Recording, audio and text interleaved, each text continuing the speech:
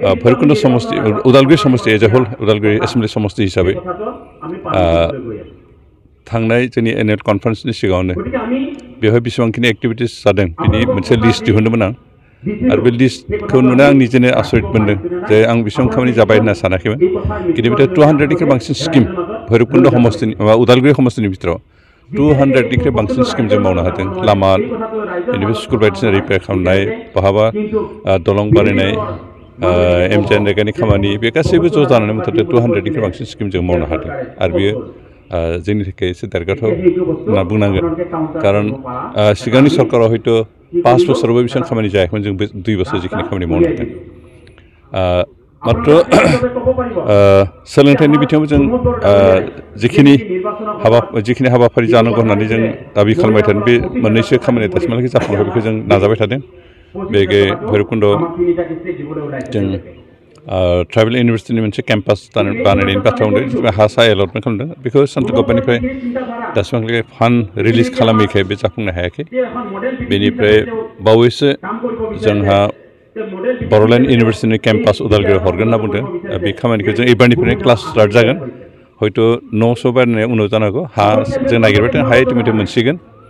मात्र जोंहा बिल्डिं जाथ'नाय ना खिन्थु बिल्डिं जायाबाबो जों टेम्परारि बहाबा रेन्टेड हाउसआवबाबो क्लासखौ नेक्स्ट सेसननिफ्राय स्टार्ट खालामगोन होननानै जों डिसिसन लाबाय आरो बेनि थाखाय जों लाहार फाहार खालामगासिनो दं नागिरगासिनो दं बेनिफ्राय सोलोंथाइनि बिथिङाव सोलोंसालि हिसाबै हाइ स्कुल माबाफ्राथ' जोंनि एरियायाव जिखिनि नांगौ बे फ्राय दंजोबो खोबारा बिदि आंखाल गैया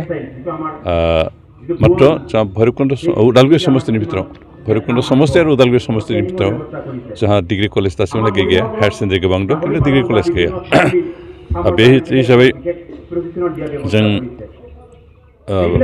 सेन्ट्रेल गभर्नमेन्टखौ धन्यबाद होनांगोन जे राष्ट्रीय उच्च शिक्षा आयोगनि नेतृत्व जोंहा हरिसिङाव दीनदयाल उपाध्याय डिग्री कलेज बानायगासिनो दं बेयो न'आ प्राय कमप्लिट जाहां जाबाय आरो आसा खालामदों बे कमप्लिट जायोबा बेयो उदालगुरि समष्टियाव फार्स्ट डिग्री कलेज जागोन आरो बेनिफ्राय जोंहा पानेरि कलेज दङ बेयो डिग्री कलेज हिसाबै गायसनजानो जादों दासिमहालागै प्राय 15-20 बोसोर जाबाय बे कलेजखौ गायसननाय खिन्थु थांनाय सरकारनि समाव रिहन दैमारिनि नेतृत्व बेखौ प्रभिन्सियेलाइज खालामनो थाखाय बहुत नाजादोंमोन खिन्थु जायाखिसै बिथाङा बारा इन्टारेस्ट जायाखिसै कारण हा दिहुनना होनो हायाखै कलेज निजा बिल्डिं लुनो हायाखै नाथाय जेराव क्लास बे कलेजनि हाबाबो खिन्थु जायगा खुब खमखाय बेखौ रिकगनिसन होनाय प्रभिन्सियेलाइज खालामनाय असुबिदा दं होननानै आपत्ति इउनिभार्सिटिनिफ्राय मोनबाय थादोंमोन बेनिफ्राय रिकगनिसन जानांगौ थाखाय बा प्रभिन्सियेलाइज जानो थाखाय जिखिनि टार्म्स एन्ड कन्डिसन जे फुलफिल जायाखैमोन खिन्थु जाजोब्बाय दा जों गोदान बिल्डिं बानायबाय खोब जेनेबा कंक्रिट बिल्डिं नङाबाबो खिन्थु जों डिग्री कलेजनि थाखाय जिखिनि रुम नांगौ बेखिनिखौ जों बानायनो हाबाय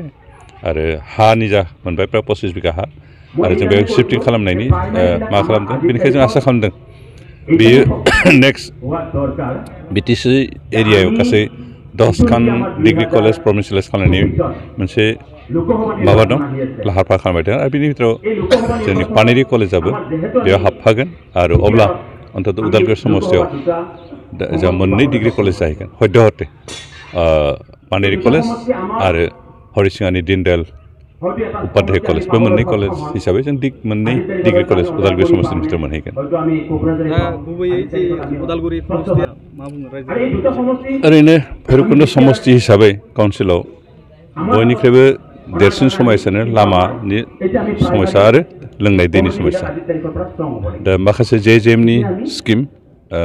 मावगासिनो जागासिनो आरो जोंनि 15 फाइनान्सनि टाइट फान्डनिफ्रायबो जों माखासे दै लोंनायनि बेबस्थाखौ खालामगासिनो दं गोबां स्किम जों मावनो हाबाय आरो खिन्थु गोबां मावनो गोनां दंबावो गोबां जायगायाव जों स्किमखौ हमदों खिन्थु खामानिया स्टार्ट जायाखै जों आसा खालामदों फैगोन 3 बोसोरनि भितराव जे ओनसोलाव दै लोंनायनि बेबस्था खालामनायखौ जों होजोबनो हागोन बेनिफ्राय भैरबकुंडआव लामानिबो गोबां जेंना दंमोन बे हाजो ओनसोलखाय सिगांनि सरकारा बे ओनसोलखौ बारा नायाखिसै आरो हाजो ओनसोल अन्थाइबारि जानायखाय गोबां दै थानायखाय दलंनिबो प्रब्लेम आरो बेनिखाय गोबां लामा बानायाखैमोन खिन्थु जों दा नैबे थांनाय बोसोर जों प्राय 10तासो लामा बानायखांबाय आरो इबारनि मावबो जों बे भैरबकुंड ओनसोलाव प्राय 10तासो लामा जों हमदों आरो बे कमप्लिट जागोन होननानै जों आसा खालामदों बेनिफ्राय जोंहा दा मेजर दलं हिसाबै प्राय 6टासो दलं बानाय जागासिनो दं कमप्लिट जायाखै आरो बे किसुमाना प्राय मोनब्रैसो दलङा सिगांनि सरखारानो हमनायमोन बे जोबनो लामायाव फैबाय बेनिफ्राय गोदानै जा मेजर दलं हिसाबै धनस्री दलं भैरबकुन्दनि धनस्री दलं बेनिफ्राय जोंहा सान्तिपुर खाथिनि बरला दलङा बे जाहैसिगोन बेनिफ्राय बावैनो हयथ' कुलसि दलङाबो बे मागोन बेलबारि मागोन मा जायगा बुङो बेखौ बेलतला सकनि सोनाबहा बे कुलसि दैनि सायाव दलङा जासिगोन बे सेंसन जाबाय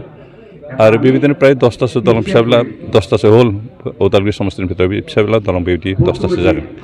आरो बेखिनि जायोबा जोंहा अन्तत रड कानेक्टिभिटिया जथेस्थ' इमप्रुभ जासिगोन आरो किसु बाखि थागोन बेखौ जों पर्यायक्रमे बोसोरसेयाव अन्तत 10टा 8टा 9टा बिदि खामानि मावनो गुदि समस्तिनि लामाखिनिखौ जों फोजोबनो नाजादों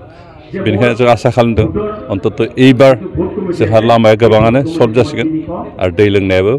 जेसेबां दं बिनि हयथ' जों 10% नङा अन्तत 50% दैनि